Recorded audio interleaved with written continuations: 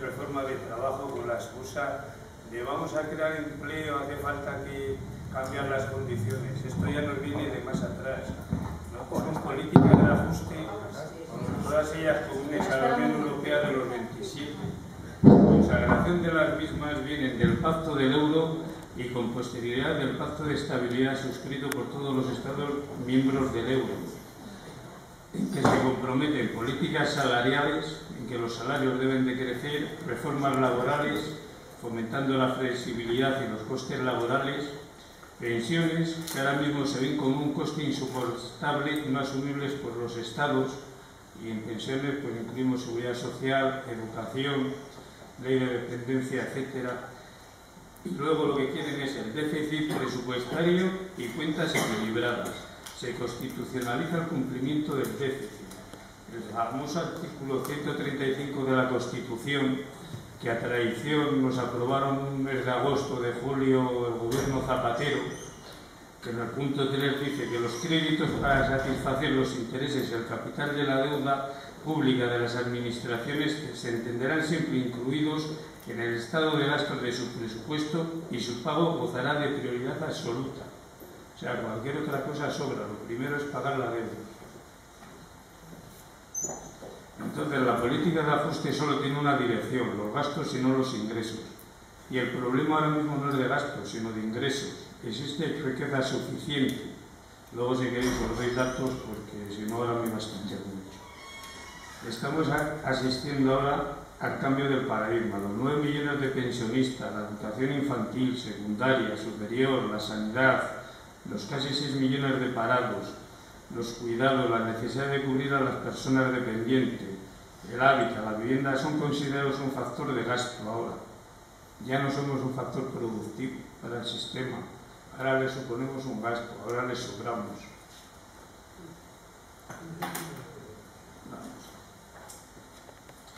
Entonces, ahora ya yendo más concreto a esto de la negociación colectiva, se han publicado, se aprobaron una serie de leyes que han acabado con el Real Decreto 3/2012. Empezaron con la Ley 35/2010 de reforma del mercado de trabajo, el Real Decreto 7/2011 de reforma de la negociación colectiva, acuerdo sobre solución autónoma de conflictos laborales, que lo suscribieron COE, CEPIME, comisiones UGT el 9 de enero del 2012, el segundo acuerdo para el empleo y la negociación colectiva 2012-2014, suscrito el 25 de enero del 2012 por los anteriores, y ahora ya han acabado con el Real Decreto 3/2012 de 10 de febrero de medidas urgentes para la reforma del mercado laboral.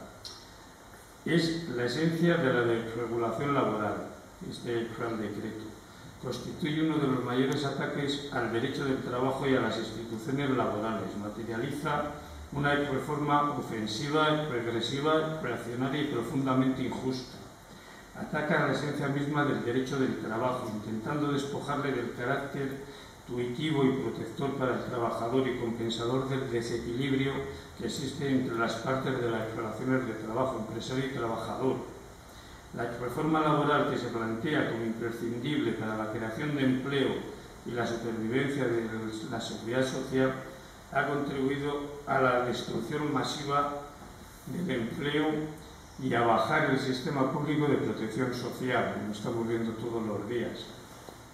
El Real Decreto 3/2012, la reforma laboral, otorga a los empresarios la disposición casi absoluta de la prestación laboral, vaciando de contenido la negociación colectiva y delegando el papel de la Administración a actuaciones testimoniales. La reforma profundiza en la desigualdad entre los sujetos del contrato de trabajo, debilitando paralelamente el papel atribuido por la Constitución española a los sindicatos y a la negociación colectiva. Refuerza el poder unilateral del empresario para modificar cambios de puestos de trabajo, distribución de jornada, movilidad geográfica, modificar el contenido de los convenios colectivos. La nueva reforma limita la tutela judicial ante el despido, eliminando los elementos de causalidad finalista cuando la empresa alega disminución de ingresos o venta durante 2 trimestres consecutivos, o es más, o con que simplemente prevea que va a ganar menos. Jueces para la Democracia sacó un comunicado que dice clara y profundamente que la degradación de la causalidad en el despido, el nuevo contrato indefinido para emprendedores, el contrato de Rajoy, y la supresión de la autorización administrativa en despidos colectivos es contrario al derecho constitucional al trabajo, va en contra del artículo 35 de la Constitución española, que integra el derecho a no ser despedido sin causa justa, así como el convenio 158 de la OIT. Estamos incumpliendo hasta la normativa, hasta los convenios que han suscrito a nivel internacional. Estas normas no sirven para crear empleo estable, introducen un peligroso desequilibrio entre las partes de la relación laboral, poniendo en peligro el derecho del trabajo y los valores constitucionales de los que se ha venido nutriendo.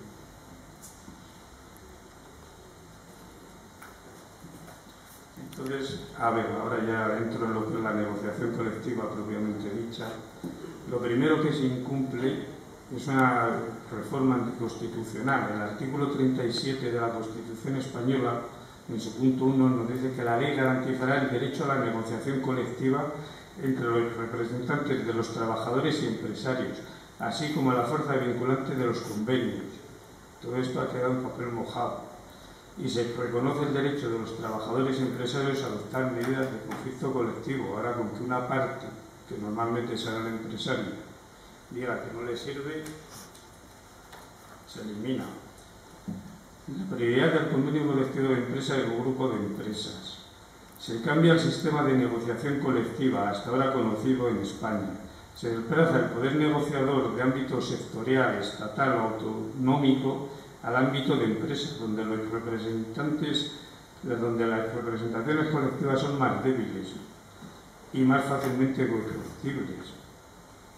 Antes se negociaba un convenio a nivel sectorial o nacional, eran unos mínimos que la empresa podía mejorar. Ahora va a ser al revés.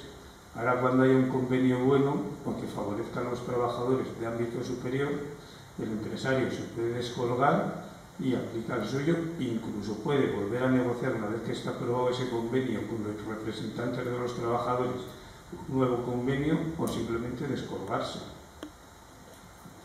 Supondrá en la práctica la atomización de las normas colectivas, la introducción de diferencias entre empresas de un mismo sector que podrán competir a la baja por la vía de la negociación, contando con la hoja del descuelgue, sin respetar unos mínimos sectoriales y evitando la mejora de las condiciones laborales por vía de la negociación colectiva.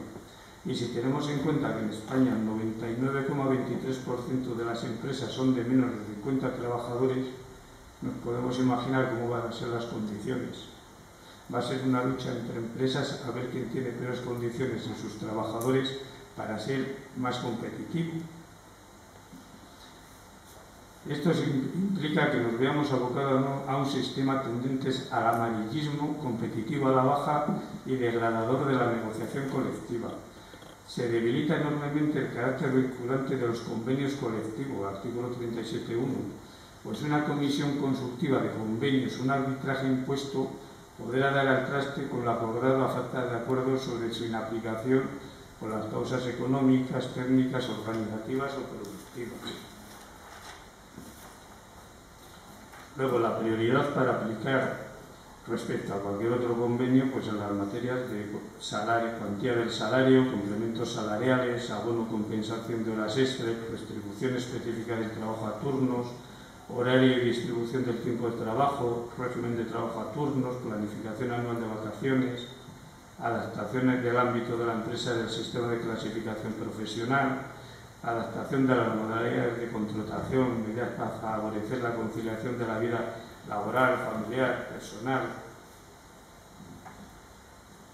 Los puntos clave de esta reforma en materia de negociación colectiva son que introduce el descuelgue o inaplicación de la práctica totalidad de los convenios colectivos, sometiendo a las partes a falta de acuerdo a un arbitraje obligatorio o a una resolución impuesta por la Comisión Nacional Consultiva de Convenios Colectivos, que es, según nos cuenta por aquí Carlos Hugo Preciado Domenech, magistrado especialista del orden social de la Sala Social del Tribunal Superior de Justicia de Cataluña, de dudosa constitucionalidad. Establece la prioridad del convenio colectivo de empresas respecto del sectorial estatal, autonómico de ámbito inferior, y la posibilidad de disponer en el ámbito de empresas de lo negociado en dichos ámbitos. Introduce dentro del contenido mínimo de los convenios los procedimientos para solventar las discrepancias surgidas en los procesos de descuelgue. Ya antes de descolgarnos, ya vamos a poner como contenido mínimo del convenio cómo lo vamos a hacer. Posibilita la revisión de los convenios vigentes por los legitimados para negociar. Fija un plazo de 2 años desde la denuncia del convenio para que éste pierda su actividad, pasándose a aplicar el de un ámbito superior a falta de pago. Estos son los juicios que nos hacen los de la patrona. Suprime la cuenta anual, salvo pacto en contrario a falta de denuncia, y obliga a las partes a constituir la comisión negociadora en el plazo de 1 mes desde la introducción de la comunicación. Es el cable, Paco, si cable. Está con cintas y está muy suelto.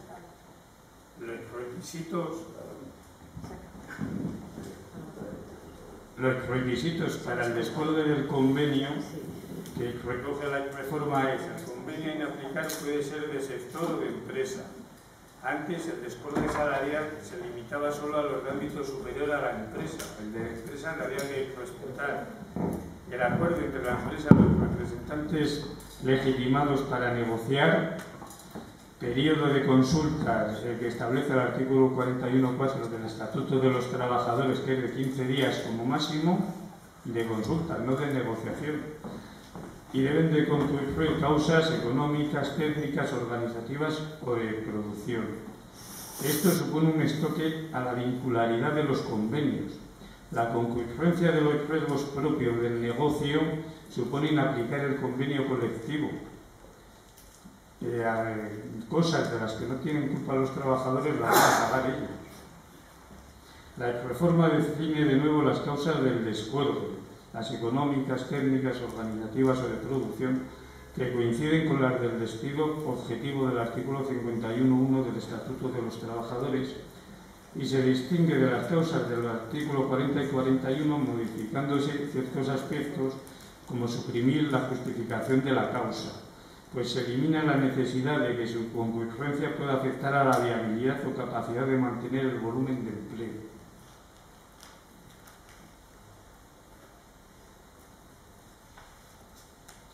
Luego, hay 2 procedimientos para descolgarse de los convenios. Luego, si queréis, alguno está interesado, pues lo podemos explicar para no alargarme mucho. Uno, que sea por acuerdo, presunción de causas, se fija el alcance y se notifican los despidos. Y si no hay acuerdo, pues se va a una solución extrajudicial, un posible arbitraje o laudo.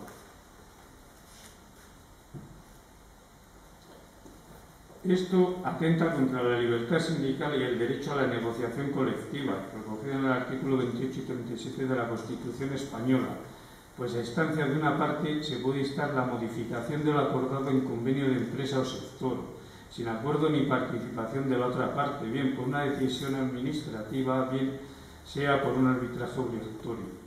Según la sentencia del Tribunal Constitucional 92-92 de 11 de junio, reconoce el derecho a la negociación colectiva y garantiza la eficacia vinculante del convenio colectivo, encomendando al legislador de manera imperativa garantizarla. Por lo tanto, sería contrario al artículo 37.1 de la Constitución autorizar al empresario la introducción de modificaciones sustanciales de las condiciones de trabajo previstas y reguladas en un convenio colectivo. Con la reforma laboral se están cargando hasta la Constitución. Nos están quitando los derechos más elementales. Bueno, el ámbito temporal y la vigencia de los convenios se pueden revisar durante su vigencia, según recoge ahora el artículo 86.1 del Estatuto de los Trabajadores, que ha introducido la reforma laboral. La actividad máxima es de 2 años, luego de que hay posibilidad de aplicación del convenio superior. Hasta ahora, cuando no se negociaba un nuevo convenio, se iba prorrogando automáticamente de año en año el anterior. Ahora, quieran o no negociarlo, si una de las dos partes dice que no, a los 2 años se quedan sin convenio, se van al del ámbito superior. Como no haya convenio de ámbito superior o la empresa también decida descolgarse, te vas al Estatuto de los Trabajadores y a los mínimos. Todas las mejoras que hayan conseguido salariales, sociales, etcétera, se pierden automáticamente con 2 años. En los convenios denunciados el límite de los 2 años comenzó ya el día 12 de febrero del año 2012. O sea que ya menos de un año para que dejen de tener vigencia. Se modificación sustancial con la flexibilidad interna de los convenios, se modifican sustancialmente las condiciones de trabajo. La falta de vinculación de los convenios para la empresa se logra por 2 vías: prevalencia del convenio de empresa sobre el convenio de sector y la posibilidad de descolgarse del convenio del sector, lo que en la práctica provocará que donde haya un buen convenio se produzca el descuelgue o bien se aplique con preferencia el de empresa frente al mejor convenio del sector.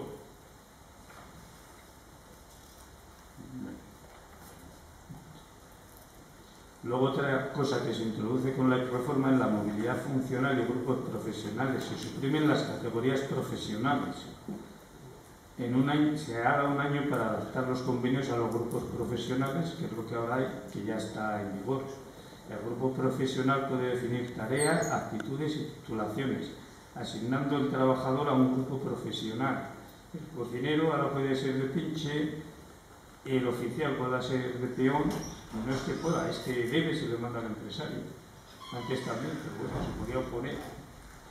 El contenido de la prestación de servicio lo obliga a realizar todas o parte de las funciones incluidas en el grupo, en la categoría. Conclusiones. Nos encontramos con modificaciones unilaterales de los elementos esenciales del contrato. Nos encontramos con una modificación acausal, pues únicamente debe establecerse una causa relacionada con la competitividad, la productividad o la organización técnica del trabajo para descolgarse. Se refuerza la posición empresarial que ya tenía la organización del trabajo. Se dota al empresario de mecanismos de gestión unilaterales de la mano de obra y deja sin contenido el propio contrato de trabajo. Es decir, los 3 principios básicos de la negociación colectiva: la naturaleza normativa de los convenios colectivos, la eficacia general de los convenios y la ultraactividad o prueba automática del contenido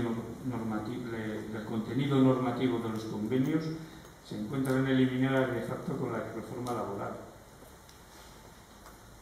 Entonces, bueno, hasta aquí mi intervención, que creo que me ha alargado más de la cuenta. Bueno.